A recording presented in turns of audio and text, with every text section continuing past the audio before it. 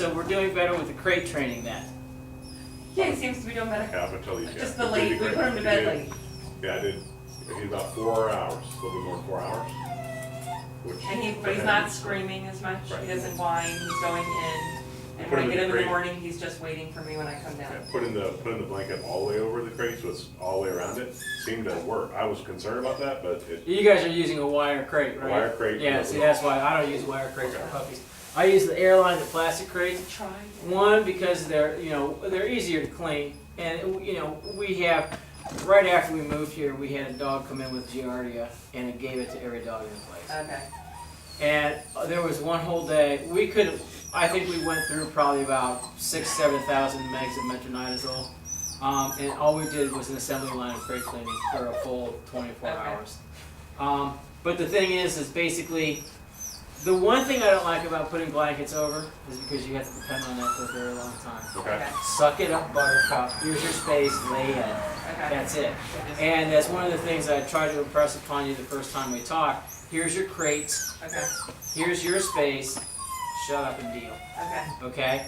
And Don't let the wine get to me. the thing is we had the folks that were just here before you left, when they brought their puppies, and how old's that puppy? 9 months? 9 months, yeah. Okay, never been crated. She was involved in an accident. She wasn't able to attend to the dog's training. She's undergoing therapy now. Da, da, da, da, da, da. Push comes to shove, and they ended up putting the dog in a boarding kennel for an indeterminate period of time before he came here. She realized that the dog was not going to be able to come home because now he was just a freaking misfit. Yeah. Okay?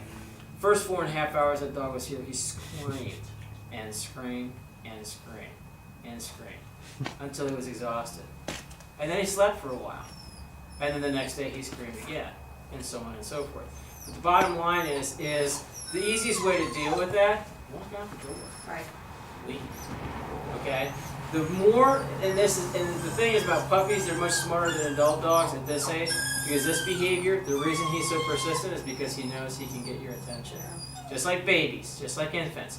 If I whine and piss and moan and scream and carry on, you're going to come and attend to me so that I don't feel so insecure. Uh-huh. Well, the thing with dogs is what that creates is what they call separation anxiety. Up. Good. Very nice. Yeah. What you have to teach him is that he can seek his comfort elsewhere. Okay. Okay? He can I'm not doing acquire any his, favors, but- he can acquire his comfort elsewhere. Okay. And the thing is basically in a situation, it's cold down there on the concrete. Okay. Tough. Okay. He's not going to die. Okay. All right. And the thing, with him constantly trying to seek that affection, when he's in his crate, and people have a tendency to start supplying them with things to do, and and then he's going to hit 10 to 12 weeks old, and you know what's going to happen? He's going to destroy every damn thing in that crate. Okay? And then you're going to be like, oh my God, obstruction surgery. Okay? Take it out. Okay. He can deal. Okay. If he, the thing is basically, until we get him through the whole UTI thing, he can have bedding.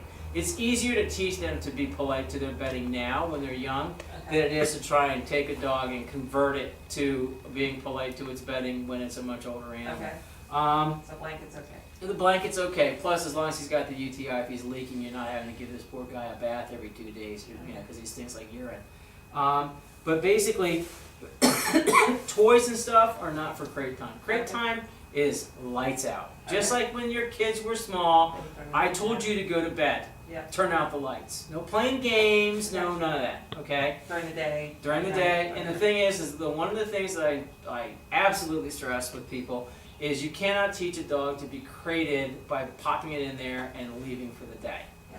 You teach a dog to accommodate its crate by being present so that you can address the behavior the dog engages in while you were there. Okay. Okay? You want to create separation anxiety real quick? Throw your dog in a crate and walk out the door. Okay? But if you give them a precedent, which is, okay, it's 12 o'clock, I need to run this errand. We're going to put you in your crate while I'm in the family room making phone calls or watching the news or folding clothes or talking with my friend or whatever. Okay? This isn't an absenting you from the house. This is simply extracting your attention away from the dog because you have a task and he has an obligation, which is to allow you to complete your task. Okay. Okay? Rule number 2, you never, ever, under any circumstances, unless your house is on fire, do you go in and relieve this dog of his stress when he's in his crate. If he's crying, too bad. Suck it up. He stays. The only time you go in there, the only time you go in there is when he's quiet. What a good boy. Extract him, take him outside, he potties, yay, let's play ball, chuck a ball for him to chase, or a little tug toy, or something like that. Good, huh? So if I put him in, it's time for bed, I put him in, he whines, well, he's been doing it, he whines and he stops. And that got shorter and shorter, Yep. which is good. And then we don't take him out, haven't taken him out until he started that again, because then we thought that's when he needed to go out. It was like a 3 That's to what 4 woke me hour up. kind of window. Right. So he would whine a little bit. So like, how do we get him out, like, how do we get him Well, out? in time to again, go to if the we're bathroom? building, if we're building this duration, Right. okay, and again, biology is going to tell you when to do it. Okay. All right, just like when you knew how to potty train your Right. kids, biology is going to tell you when it's time. And usually it occurs around 12 weeks when they can sleep about 5.5 hours, 6 hours overnight. Which stands to reason. If he's doing 4 now, if it's 20 minutes every week, by the time he's 12 weeks, it's another hour-ish, So I okay? should set my alarm to go, like this Right, morning, That's what the fastest, you go down or there. not this morning, Well, the the day thing is- before, I got up ahead of him, he was quiet in the crate. And I went that's about an hour and took important. him outside. That's important because we want to teach, we want to set a couple of precedents for his behavior also. I want you to alert me when you have to go to the bathroom. Right. Okay? So we're going to start scheduling that time to get up, and Joey was the same way. She would wake up, I'd take her outside, I'd dump her out on the hill, she'd go to the bathroom, she'd crawl back in my arms, we'd walk upstairs, I'd pop her back in the crate and go back to sleep. The whole thing would take maybe 5 minutes, okay? 3 o'clock in the morning in the middle of frickin' December, you know, but still, that's when it happened, it's, you know, curl up, I just stayed mostly dressed. Yes. Because you simply gotta do what you gotta Right. do. Once we got to that point, basically,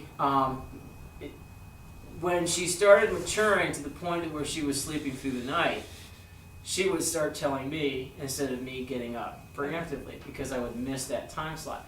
Pretty soon she was sleeping through the night. She was sleeping 6.5 hours at a time. And then we didn't move her to general population until what? She was 4 months? 4 or 5 months old. So she was with us throughout that first 8 weeks that we had her.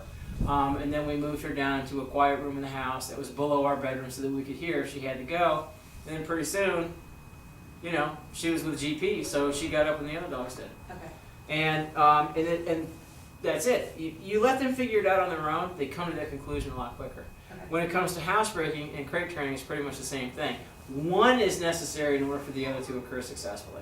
Okay. Okay? So basically, and again, it's just like us, when we're aroused or scared or frustrated or angry, I don't know about you, the first thing I have to do is pee. Yeah. Okay?